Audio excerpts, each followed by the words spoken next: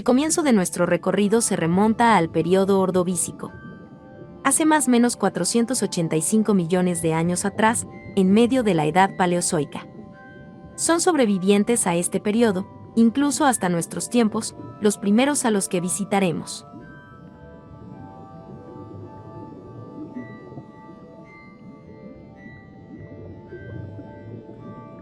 Se trata de los equinodermos, que tienen sus orígenes en el período Cámbrico y formaron parte del paisaje marino durante todo el Mesozoico. Dentro de este grupo están los crinoideos, o también llamados lirios de mar, por su aspecto parecidos a una planta. Entre todas las especies de equinodermos vivientes, son las más antiguas. Se les puede ver comúnmente desplazándose a través del fondo marino. Los equinoideos o erizos de mar también fueron muy abundantes durante el Mesozoico. Su estructura consta de varias placas unidas, formando un caparazón en las que se sitúan las púas.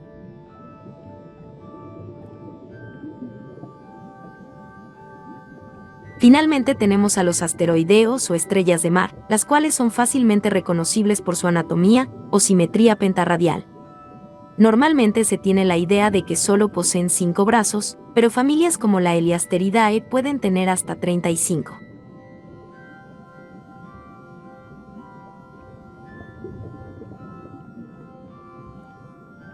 Ya en medio del período devónico, aparecen por primera vez los amonoideos o amonites. Estos moluscos cefalópodos se expandirán a través de todos los mares, extinguiéndose junto con dinosaurios y otras especies marinas a finales del Cretácico. Fueron tan abundantes que hoy en día a sus fósiles se les usa como punto de referencia para datar rocas e incluso a otros fósiles. Su concha con forma espiral estaba hecha de aragonito, una forma cristalina del carbonato de calcio, algo presente también en moluscos actuales. Se cree que el aspecto de sus partes blandas eran similares a los actuales nautilos, aunque con tentáculos más abundantes.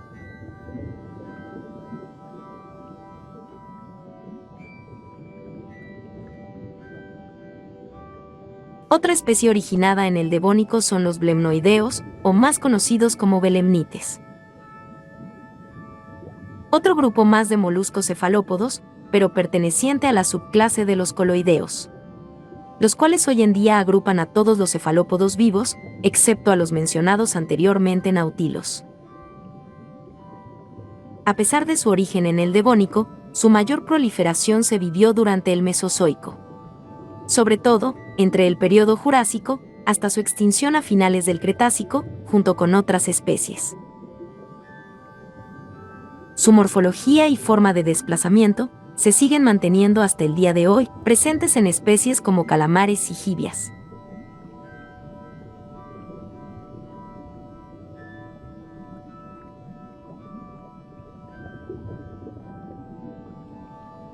Es durante mediados del Triásico que comienzan a aparecer un nuevo tipo de especie marina.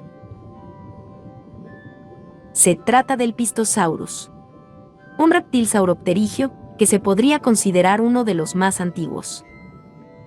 Cuando hablamos de los sauropterigios, nos referimos particularmente a un grupo de saurópsidos diápsidos, los cuales se caracterizaron por llegar a desarrollar aletas como extremidades, adaptando de esta forma el diseño de sus hombros.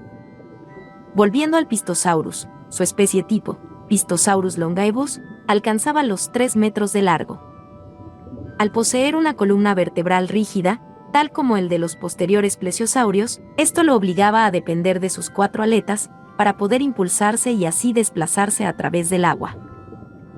Su cráneo, muy similar al de otros sauropterigios del Triásico, poseía algunas particularidades o también científicamente conocidas como sinapomorfías. Entre estas destaca un hocico muy delgado y alargado, además de nasales en forma de astilla. Estas características lo relacionan más con los plesiosaurios que con los notosaurios.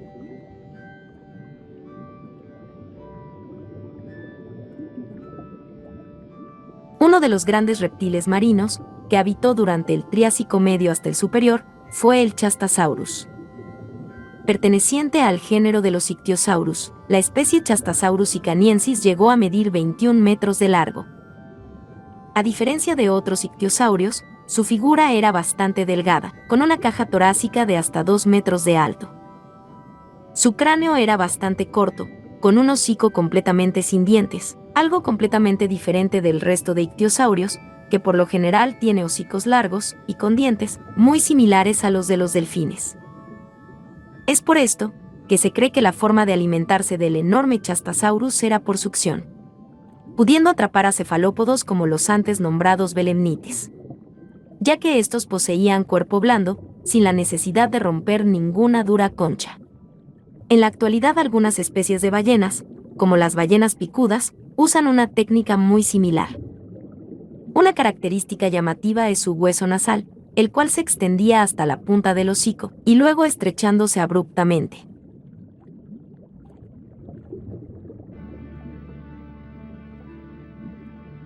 Ya a finales del período Triásico y comienzos del Jurásico, surgen variados géneros de ictiosauridos, quienes surcaron los mares hasta el Cretácico superior. Entre ellos estaba el Ichthyosaurus communis, de un mucho menor tamaño, comparado con el Chastasaurus, llegando a los 2 metros de largo y un peso de unos 50 kilogramos. Otra especie, como el Ichthyosaurus homercetensis, llegaba a medir 3,3 metros de largo, con un peso de unos 220 kilogramos. Algo que deja al Ichthyosaurus communis dentro de los ictiosauridos más pequeños.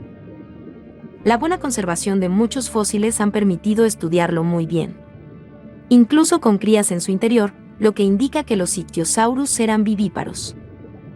También se pudo comprobar que los huesos de su oído eran sólidos, algo que pudo servirle para captar las vibraciones del agua en su oído interno. De igual forma, su principal medio de orientación eran sus enormes ojos. En cuanto a su dieta, se sabe que se alimentaba principalmente de peces y cefalópodos, tales como los belemnites.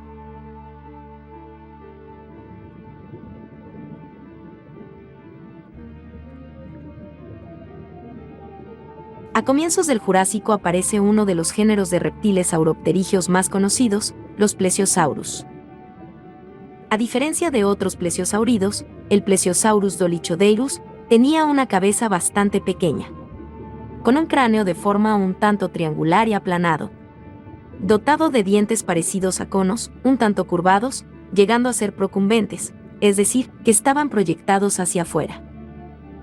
Su tamaño estaba entre los 3 a 5 metros de largo, caracterizado por su alargado cuello, llegando a tener 40 vértebras cervicales. Dentro de las vértebras dorsales se pueden contar hasta 21, y al menos 3 correspondían a sacrales. En cuanto a las vértebras caudales de la cola, pueden llegar hasta 28. Como otros sauropterigios, sus extremidades estaban formadas por aletas alargadas. Gracias a algunas impresiones de piel, que se han descubierto en algunos fósiles, se ha podido notar que eran bastante lisas y no escamosas.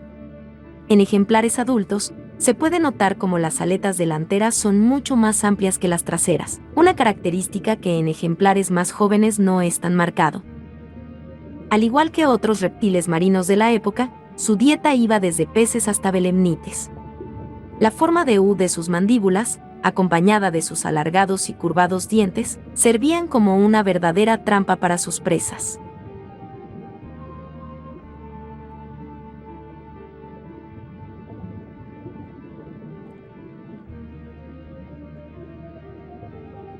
Para mediados y finales del Jurásico, se tienen registros de un feroz carnívoro marino. Se trata del Liopleurodon, perteneciente a los pliosauridos, a quienes podríamos definir como un grupo de plesiosauridos, pero de cuello mucho más corto. Hasta el momento solo se conocen 2 especies de Liopleurodon. La más grande, el Liopleurodon ferox, y del que se tienen registros fósiles más completos, sugiere que podría medir entre los 4,5 y poco más de los 6 metros de largo. Gracias a estos mismos ejemplares, se sabe que su cráneo pudo llegar a medir hasta 1,5 metros de largo.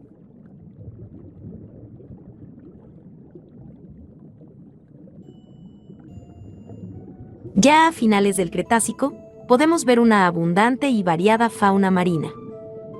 Un ejemplo de esto es el Elasmosaurus, un plesiosauroide elasmosaurido de casi 14 metros de largo. Es uno de los mayores plesiosaurios conocidos. Su cráneo era aplanado y bastante delgado, incluso con casi el mismo volumen de su cuello. Se cree que no era capaz de atravesar la dura concha de los moluscos con sus dientes, pero sí en cambio podía atraparlos. Una característica completamente distintiva del Elasmosaurus es poseer más de 70 vértebras cervicales, algo único dentro de los plesiosauridos. Se cree que no era un nadador muy veloz, pero de igual forma podía capturar peces que venían entre cardúmenes. Por la posición de sus ojos, es muy probable que atacara a sus presas desde abajo, usando el oscuro fondo marino para ocultarse. Sus rígidas aletas no le permitirían salir del agua, por lo que se sugiere que no eran capaces de poner huevos. En cambio, darían a luz crías vivas, tal como lo hacen las serpientes marinas. La evidencia de que otro plesiosaurido como el Polycotilus lo hacía, refuerza esta teoría.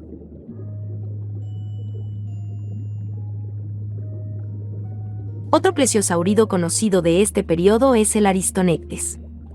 Se puede situar a esta especie dentro del grupo de los elasmosauridos, pero con su propia familia Aristonectinae. Está conformada aparte del Aristonectes, por el Caioekea, ambos del Cretácico, y el Tatenectes y el Chimerosaurus, quienes vivieron en el Jurásico. Morfológicamente, los aristonéctidos poseían una cabeza pequeña, con cuellos mucho más cortos que los plesiosauridos y elasmosauridos. Sus dientes eran bastante pequeños, con más de 7 en los premaxilares y más de 30 en los maxilares. Durante el 2014 se dio a conocer una nueva especie en Chile, basado en restos fósiles parciales, el Aristonectes quiriquinensis. Otro tipo de especies que reinaron los mares fueron los tiburones. Uno de los que vivió durante finales del Cretácico es el Squalicorax, un tiburón lamniforme, orden que agrupa a varios tiburones, incluyendo al tiburón blanco. Su morfología es reconocible hasta los tiburones de nuestros días, con un tamaño máximo de 5 metros. Sus dientes eran algo pequeños, con la típica forma aserrada, con tamaños entre 2,5 y 3 centímetros. Se podrían comparar al del tiburón tigre actual. La evidencia demuestra que no solo se alimentaba de presas vivas, sino que también era carroñero, habiéndose encontrado dientes de Squalicorax enterrados en una pata de un hadrosaurido, el cual se cree que terminó llegando mar adentro.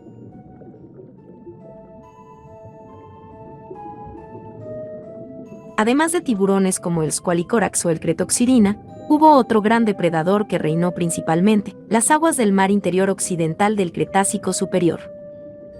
El Tylosaurus, un mosasáurido que podía superar los 13 metros de largo. La familia de los mosasaurios pertenece a los varanoides, en la cual se encuentran los actuales lagartos veranos terrestres. Estos dominaron los mares del Cretácico gracias a la paulatina desaparición de especies de ictiosaurios y plesiosaurios. Su hocico era completamente alargado, dotado de grandes dientes, con hasta 26 en la mandíbula superior, otros 22 en el paladar y 26 en la mandíbula inferior.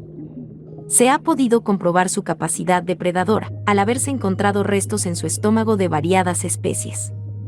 Entre ellas estaban peces de la época, tiburones como los antes mencionados, mosasaurios de menor tamaño, y hasta aves marinas como el Hesperornis.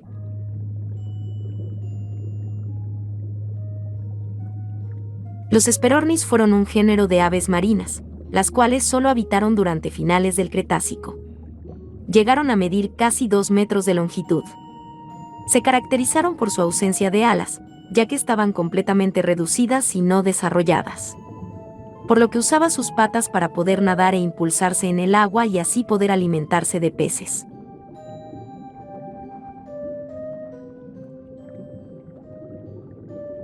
Uno de los grandes peces del Cretácico fue el Zipactinus. Su tamaño iba desde los 4 hasta los 6 metros de largo. Conocido por ser un depredador voraz, ya que se han encontrado en su interior restos de otras especies, incluso de otro pez completo y bien preservado, el Hyllicus arcuatus de 1,8 metros de largo. Se cree que este ejemplar de Zipactinus murió tras tragar una presa tan grande. Durante el 2010, en Canadá, entre las mandíbulas de un Zipactinus, se descubrió una aleta de Mosasaurus.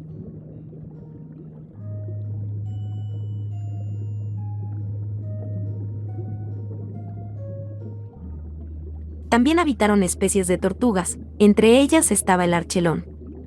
perteneciente a la familia Protostegidae, la cual agrupaba a las tortugas marinas extintas del Mesozoico. Estas se caracterizaban por tener un caparazón un tanto reducido, muy similar a la actual tortuga laúd. Dentro de las Protostegidae, el Archelonischirus es el de mayor tamaño, llegando hasta los casi 5 metros de longitud y casi 4,9 metros de ancho entre aleta y aleta. Se estima su peso en 2.200 kilogramos.